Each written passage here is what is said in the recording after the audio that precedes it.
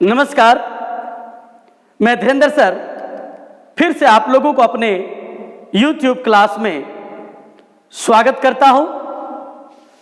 प्यारे बच्चों, आज हम आप लोगों के बीच ग्रामर का एक नया पाठ लेकर के उपस्थित हूं जो अक्सर एग्जाम में पूछे जाते हैं और उस पाठ का नाम है रिमूव टू।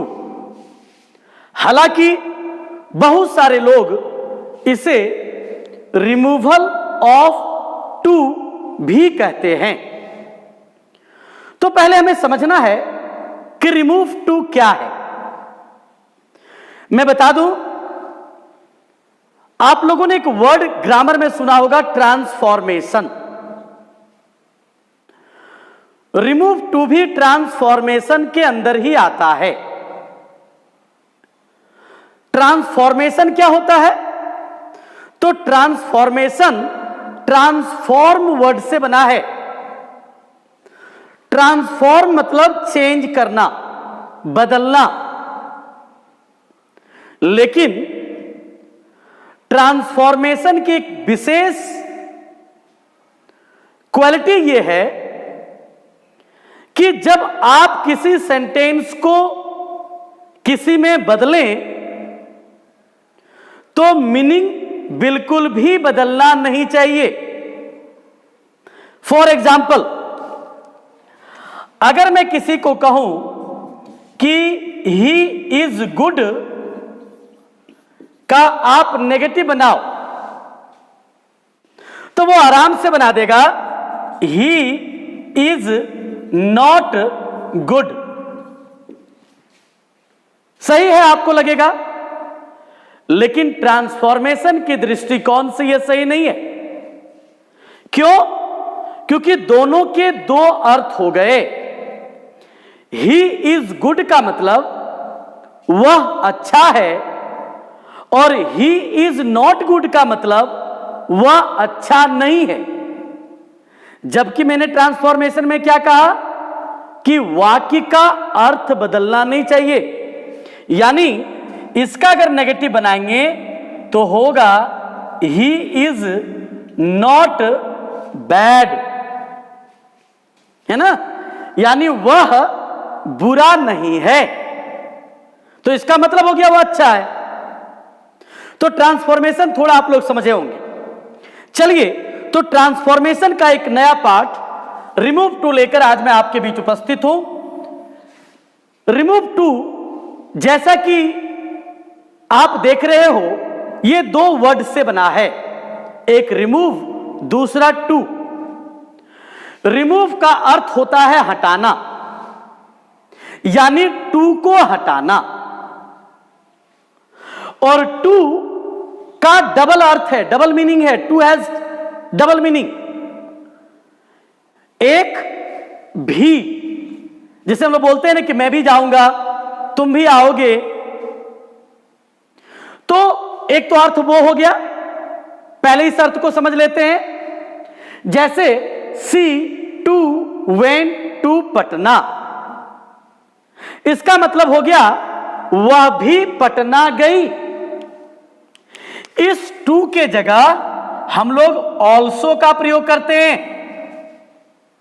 ऑल्सो का मतलब ही होता है, यानी ही टू या he also went to Patna, वह भी पटना गई।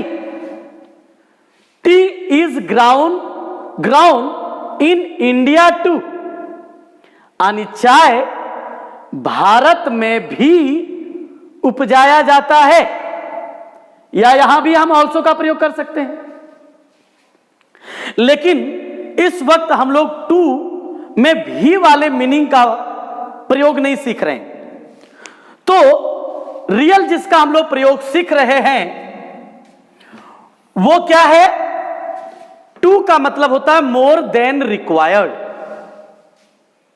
आवश्यकता से अधिक।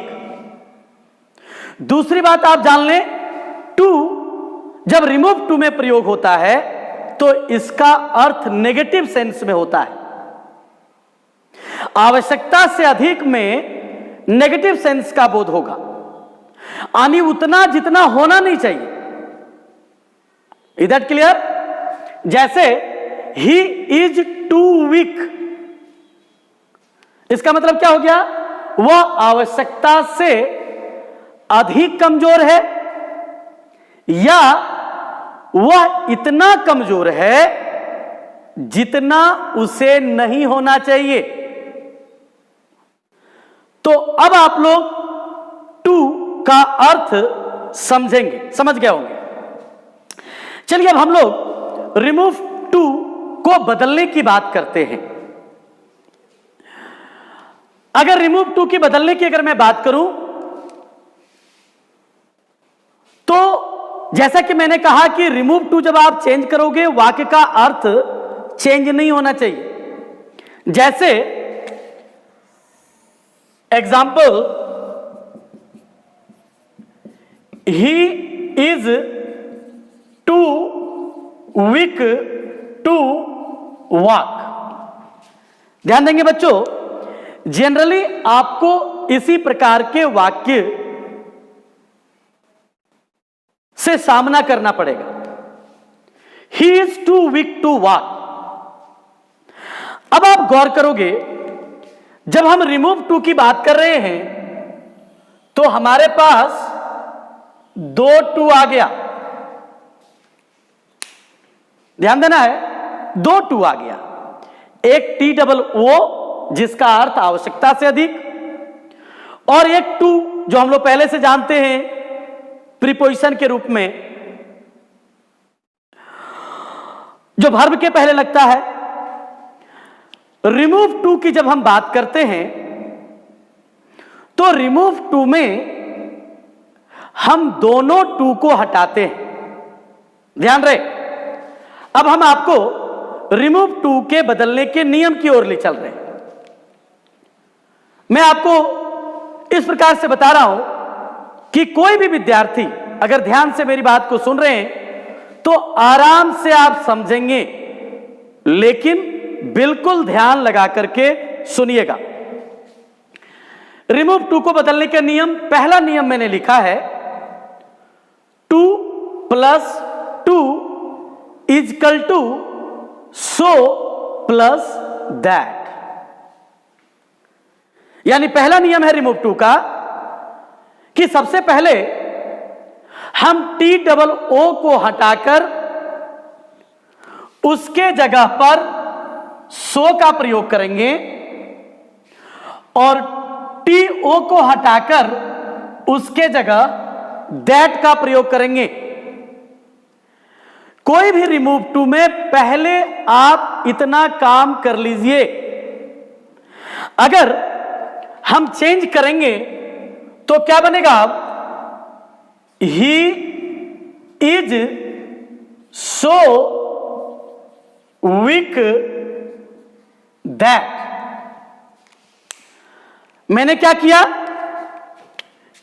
इस टू के जगह सो लगा दिया, इस टू के जगह दैट लगा दिया। इतना काम कोई भी रिमूव टू में आप सबसे पहले करोगे। बिल्कुल क्लियर हो गया? यानी आपको याद रखना पहला नियम, टू प्लस टू बराबर सो प्लस दैट। यहां जहां डबल ओ वाला टू है उसको हटाकर उसके जगह पर सो रखेंगे और सिंगल वाले टू को हटाकर उसके जगह पर दैट रखेंगे। यानी दोनों टू को हटा देते हैं। Number one. Number two, that के बाद सब्जेक्ट के अनुसार एक और सब्जेक्ट का प्रयोग करते हैं। अब यहां गौर करिएगा, दैट के बाद यानी यह है हमारा दैट, क्लियर? दैट के बाद यानी इसके बाद सब्जेक्ट के अनुसार, तो हमारे पास ऑलरेडी सब्जेक्ट क्या है? ही। तो सब्जेक्ट के अनुसार एक और सब्जेक्ट अपने मन से प्रयोग करते हैं। यानी अगर यहां ही है तो यहां भी हम ही लगा देंगे। बिल्कुल क्लियर, समझ में आ गया? लेकिन अब जरा सा इस जगह समझना है 2 नंबर पर। जब हम सब्जेक्ट की बात करते हैं तो सब्जेक्ट में हमारा नाउन और प्रोनाउन दो चीज आता है। अगर प्रोनाउन की बात करें तो आप लोगों को पता होगा, बहुत पहले ही मैंने बताया था कि सब्जेक्ट के रूप में हम लोग 7 प्रोनाउन का प्रयोग करते हैं। I, we, you, he, she, it, they. आपको याद होगा? ध्यान से सुनिएगा।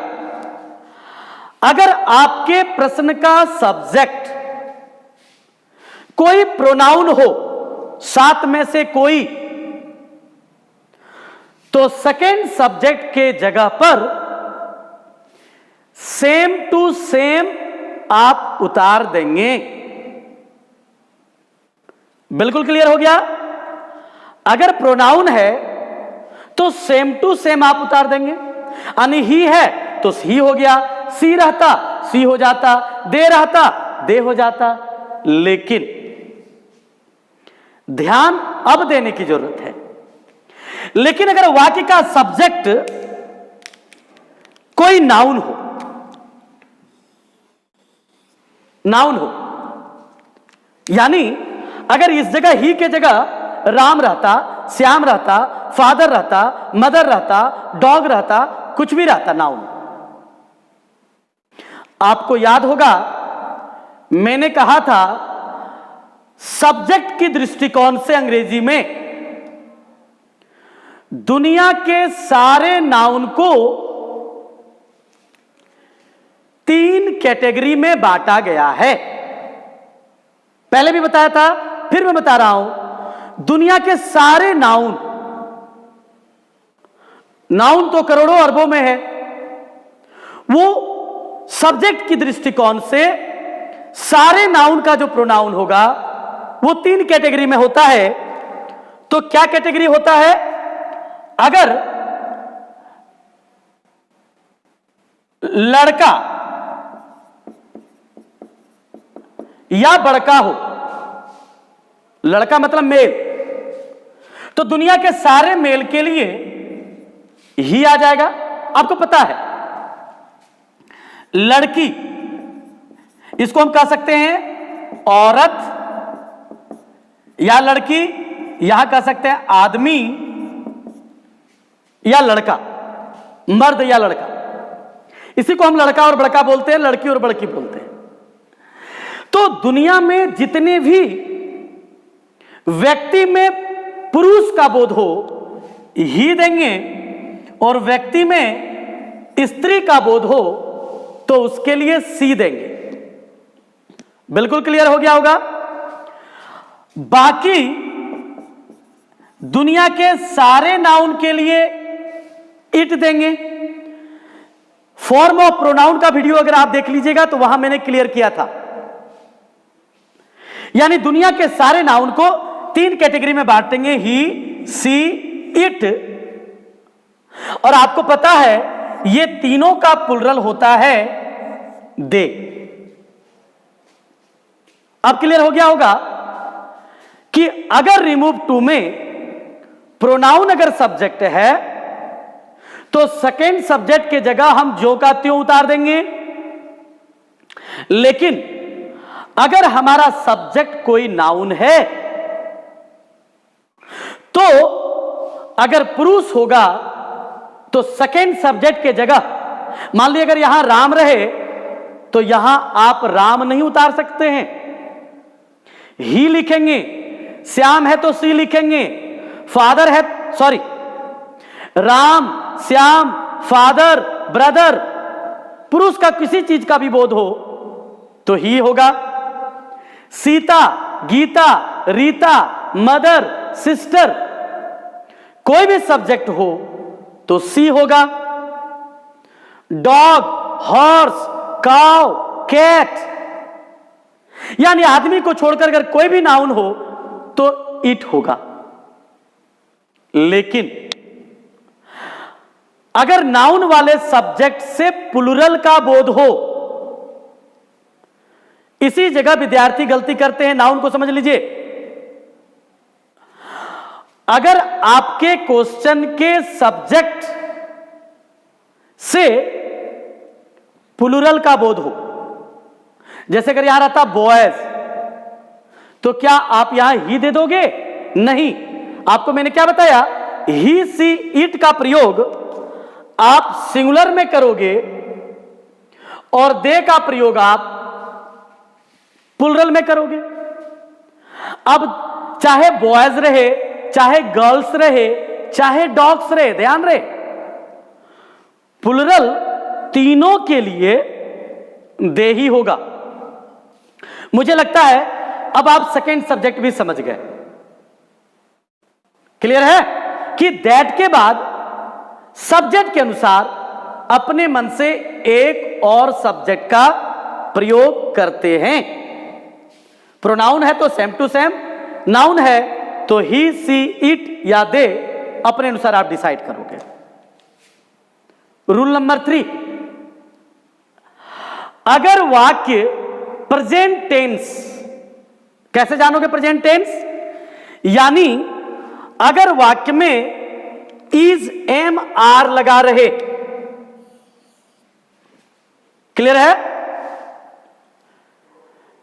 इज, एम, आर में हो तो सेकेंड सब्जेक्ट के बाद वर्ड पर ध्यान दीजिएगा। सेकेंड सब्जेक्ट हमारा कौन है? हमारे पास दो सब्जेक्ट है, पहला ये हो गया, दूसरा ये हो गया। तो कहता है सेकेंड सब्जेक्ट के बाद कैन नॉट तथा पास्ट टेंस, यानी वाज या वेयर अगर होता तो कुड नॉट का प्रयोग करते हैं, तथा बाकी बचे हुए वर्ड्स को ज्यों का त्यों रख देते हैं, यानी उतार देते हैं। तो हमने दो नियम लागू कर लिया।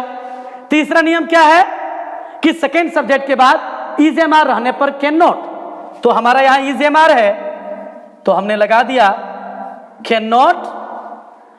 अब हमारे पास क्या बच गया था? क्योंकि यहां तक हम काम कर चुके थे, हर वाक्य में सबसे पहले टू तक हमको काम कर लेना है। बिल्कुल क्लियर, समझ गए? और टू यानी दैट लगा देंगे, दैट के बाद सेकेंड सब्जेक्ट लगा दिया, सेकेंड सब्जेक्ट के बाद या तो कैन नॉट या कुड नॉट, बस इतना ही काम हमें करना है। तो यहां प्रेजेंट था तो हमने कैन नॉट लगा दिया, बाकी जो बच गया वो हमने उतार दिया। यानी he is too weak to walk, तो क्या बन गया? He is so weak that he can not walk. अगर आप मीनिंग देखोगे तो इसका मतलब हुआ वह उतना कमजोर है कि चल नहीं सकता। सेम इसका मतलब भी वही हो गया, वह उतना कमजोर है कि वह, सॉरी वीक नहीं, वॉक, वह चल नहीं सकता, सॉरी। तो अब आप लोग समझ गए होंगे। मैं चाहूंगा आप एक बार स्क्रीनशॉट ले लीजिए।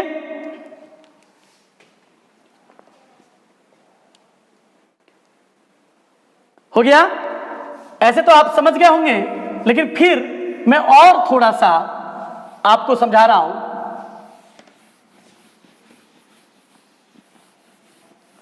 यानी अब आप रूल के दृष्टिकोण से देखें तो रिमूव टू का बनावट कैसा होगा? तो होगा subject, helping verb, too, adjective या एडवर्ब। यानी टू के बाद जो होगा वो समझ लीजिएगा या तो एडजेक्टिव या एडवर्ब है, ज्यादा टेंशन नहीं लेना है। Plus to plus verb object, ये हो गया आपका क्वेश्चन। आंसर कैसे करोगे? Subject same to same, helping verb same to same, too के जगह सो प्लस एडजेक्टिव या adverb same to same plus that. ध्यान दीजिएगा, इस सूत्र में क्वेश्चन होगा और हम बदलेंगे क्या, तो अभी तक हमने टू को सो में बदल दिया और इस टू को दैट में बदल दिया। दैट के बाद फिर क्या करेंगे, एक और सब्जेक्ट प्लस कैन नॉट या could not plus verb plus object. यह हो गया आपका फॉर्मूला बनाने का, रिमूव टू बनाने का। जैसे अब आप आराम से बना सकते हो, Ram was too fat to dance. अब आप आराम से तुरंत कर दोगे कि राम वाज, पहले आप इसको बदलोगे शो फैट दैट। फिर से ध्यान दीजिएगा, 2 + 2 = सो प्लस दैट तक आपको केवल उतार देना है। दूसरा काम आप क्या करना है, दैट के बाद अब यहां राम है तो हो जाएगा ही। ध्यान रहे यहां वाज है तो हमने क्या लगा दिया, कुड नॉट। अब बच गया डांस। मुझे लगता है पहला जो पार्ट है रिमूव टू का वो आप समझ गए होंगे। क्लियर है? अब और कोई दिक्कत है? मैं एक आध एग्जांपल लेता हूं, जैसे my mother is too weak to do her work. अब आप इसको कैसे बनाओगे, my mother is so weak that, है ना। अब दैट के बाद क्या करोगे, माई मदर है तो सेकंड सब्जेक्ट क्या हो जाएगा, निश्चित रूप से आप सी लगाओगे। टेंस प्रेजेंट है तो कैन नॉट लगाओगे। अब जितना बच गया डू हर वर्क पूरा उतार देना है।